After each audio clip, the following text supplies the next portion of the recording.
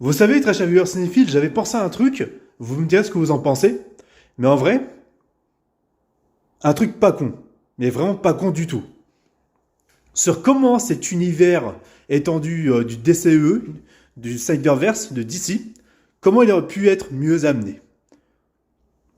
Souvenez-vous, au lieu qu'ils accélèrent les choses dès le deuxième film par Batman vs Superman, alors qu'on a eu à peine Man of Steel, premier film Superman, mais qu'on n'a pas eu de film Ben Affleck avant, ou directement le film Wonder Man avant, au lieu qu'ils se cassent les couilles en voulant accélérer et vouloir absolument concurrencer Marvel Studios, ce qu'ils auraient dû faire, c'est, souvenez-vous, dans Batman vs Superman, il est dit que Superman, voilà, il est craint par l'humanité parce qu'il fout le bordel avec sa façon de protéger l'humanité, avec les grosses destructions et les catastrophes qu'il provoque.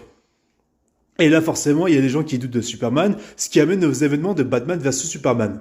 Mais, juste, quand on compare avec Civil War de Marvel Studios, il y a eu un déroulé, où il y a eu des films avant, où il est expliqué que voilà, à force qu'il y a eu des catastrophes, c'est-à-dire dans Avengers 2, dans Captain America 2, dans différents événements comme ça, où ça a été le bordel constamment, là, le gouvernement s'est dit qu'il faut créer cette loi de recensement envers les super-héros, et ce qui a provoqué les événements de Civil War de Marvel Studios, du MCU.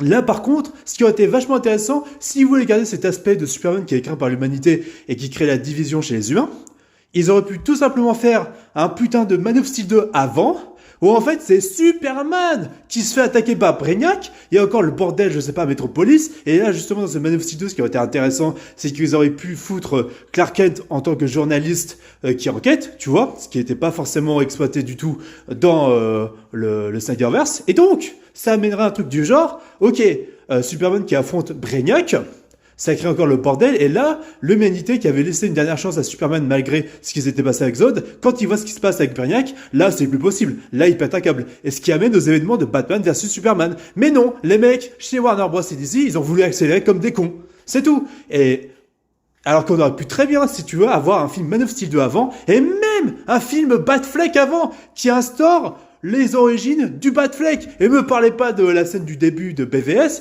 avec l'origine story des parents de Bruce qui se font buter. Non, non, non, ça suffit pas, ça. Ça suffit pas. S'il vous plaît, les gars. Dites-moi ce que vous en pensez, les fans, les amateurs de ces films-là, parce que c'était vachement intéressant. Déjà, si c'était organisé comme ça, s'ils avaient fait un Superman dès le deuxième film, on aurait pu s'attacher un minimum à lui, au lieu qu'on ait, premier film, il apparaît, deuxième film, il est mort par Doomsday. C'est trop vif, tu vois, c'est insupportable, quoi.